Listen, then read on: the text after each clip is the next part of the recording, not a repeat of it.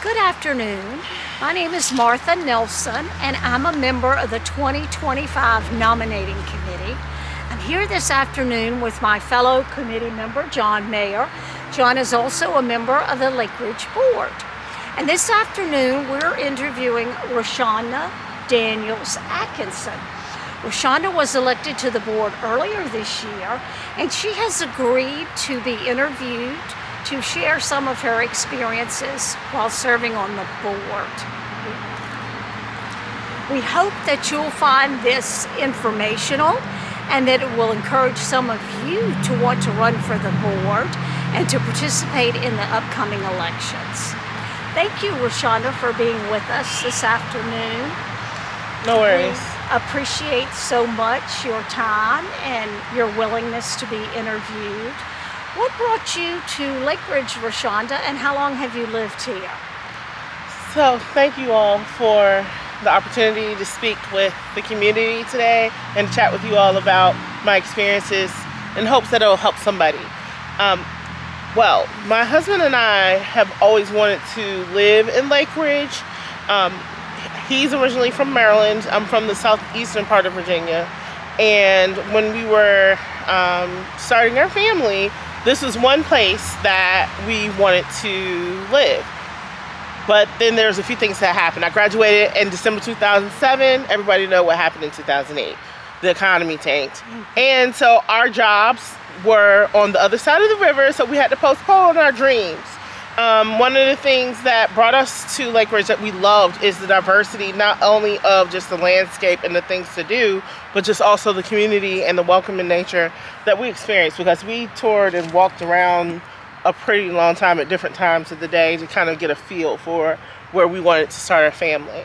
So we had to defer our dream for a few years, but then we got an opportunity in December of 2012 to rent for a year at the villas, one of the townhomes there.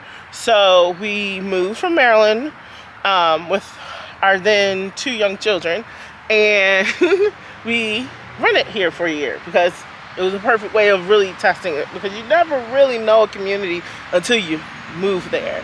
So we had the true Lake Ridge story. We started in a townhouse as a renter. Then we purchased our townhome on Seminole Road a few years later. And then our family grew, but we still stayed in that townhome for a few years until June 2020, when we moved to our current location in Carriage Hills. So we've been here since 2012, December, and we've been very thankful. And even family members, anyone who's come to visit, has always remarked about how wonderful Lake Ridge is, especially given the fast-paced nature of the DC area. So. And what inspired you to run for the Lake Ridge Board?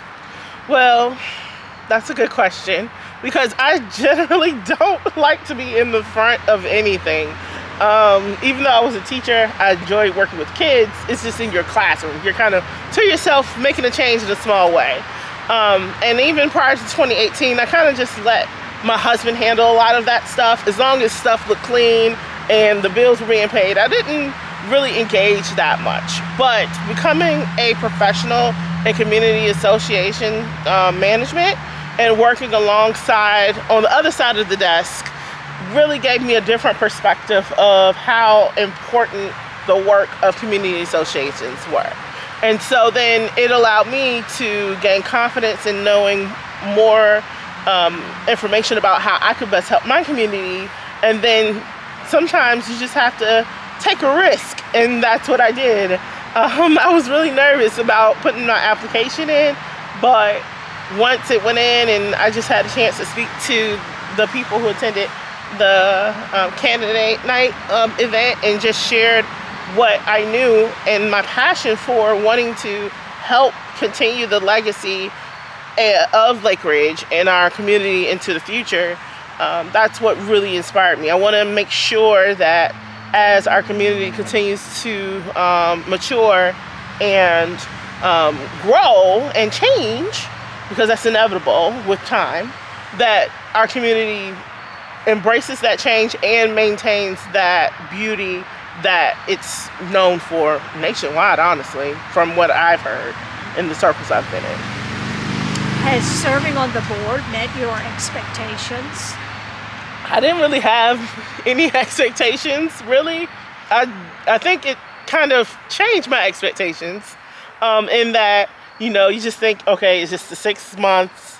You just go in, you make a few decisions, you read the packet. As long as you stay informed, that's it. It was a little bit jarring just to see how much work goes into even just preparing changes that needed to be made, but that was fine.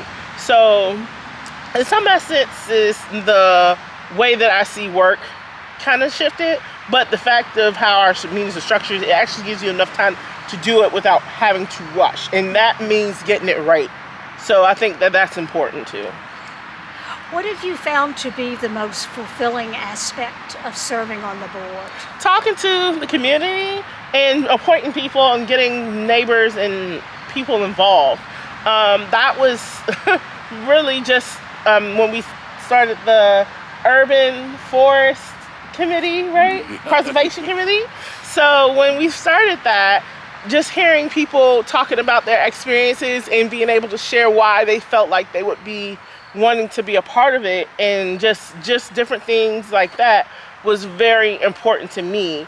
Also, getting people to come out more and share their concerns, and then helping them find the avenues of the best way to address it, even if it's something that we can't do anything about.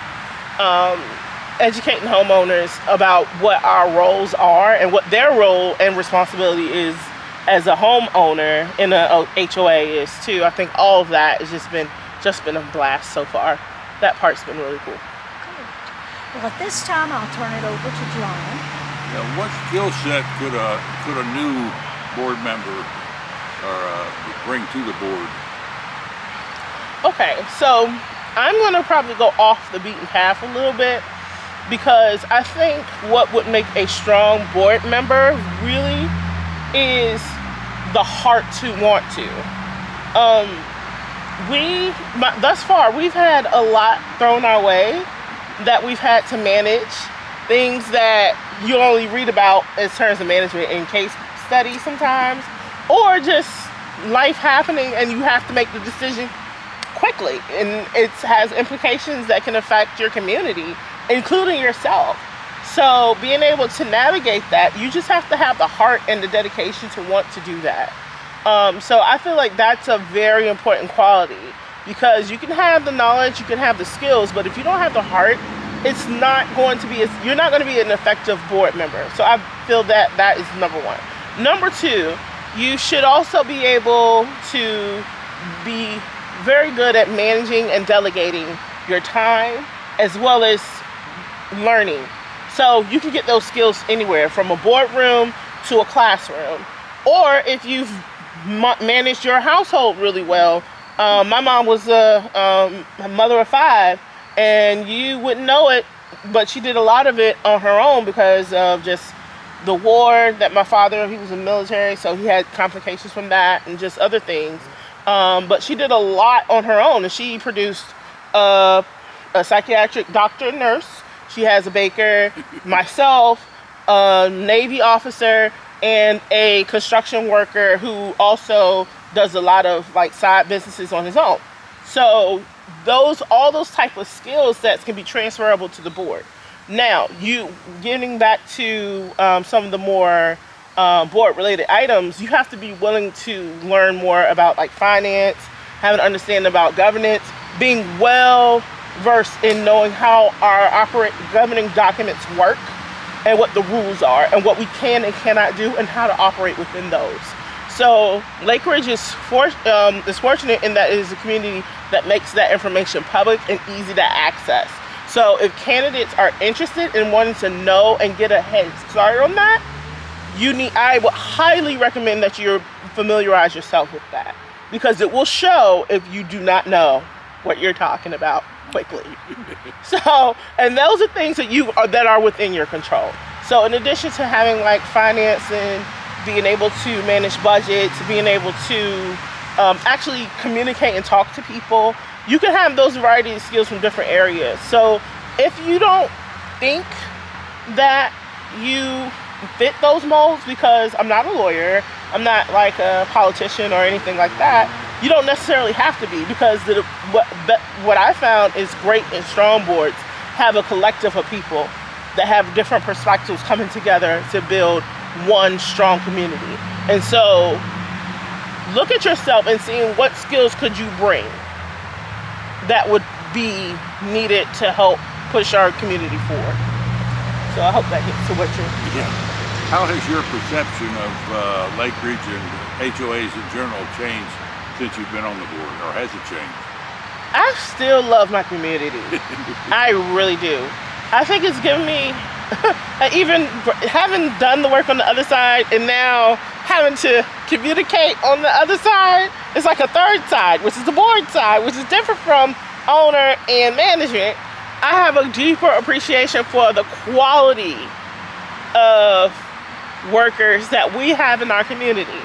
And I know from the industry and just overall, quality workers are a premium. And so being able to have a strong manager, strong management team, and really people who are dedicated to making sure that you're not thinking about, oh wow, the grass hasn't been cut, because they're on it. You know, oh wow, the paint is chipping. No, they're next week they're scraping the paint and painting, or you know taking care of the courts and the pools. All of that is just, I just have a greater appreciation for that, and having my say in it. So it's kind of brought that. So. In the reverse of that, how has the board membership affected your professional life outside the board, or has it?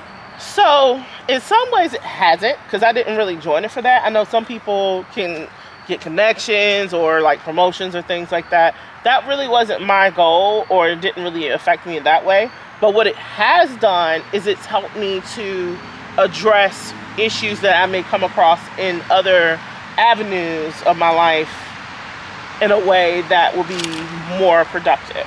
So in terms of when I'm working with leadership or at work or in a volunteer opportunity, taking those same collaboration skills, working with each other, talking, bouncing ideas back and forth, and just having the structure of how the procedures are ran behind the scenes that a lot of people don't really see, that work that goes on, and the amount of reading that you have to do. Just having that knowledge and preparing that has made me I think it's made me a better person, because it just humbled me a lot to really realize what I don't know and what I'm willing to learn. So, yeah. Rashawnda, how were you welcomed to the board? And did you go through any type of orientation? So I don't really, it wasn't like they rolled out a red carpet, but you know, everybody was pretty friendly. We had a board orientation where they told us basically the legal things that were our responsibility. A lot of people may not know that when you sign on to be a board member, you have a legal obligation to the association. So, and then particular roles in particular can have even a greater consequence if something goes wrong, beyond just being removed from the board. So understanding the importance of the fiduciary responsibility that we have as individuals, you're putting yourself on the line there. So getting that training, as well as I have some experience because I've taken classes through CAI, which is an accredited association for community managers. But they have, as a member, you get membership, so you have a discount to be able to take classes or the homeowners course to educate yourself as well. So there was a combination of that, as well as the board orientation and just getting to know people, which everybody generally has been welcoming, and the ones that with whom I'm engaged, I haven't had any issues in terms of, even when we didn't agree, everyone's been respectful, and just working with management also has been very helpful, especially with some of the accommodations that I've asked them to make for me due to just certain health challenges that I have. They've been willing to do that, and they've just been consistent, which is, as a homeowner, it's something you could take for granted, but as a board member who also has has had to help prepare board packets and help, get articles written or different things of that nature compiled, it just gives me a greater appreciation to see just the excellence that we have as well. So. Wonderful. What advice do you have for prospective board candidates? Okay. That's a good question. So the first advice that I would say is to count the cost of what it would take to be a board member at Lake Ridge. Some communities meet every month. I'm glad we don't.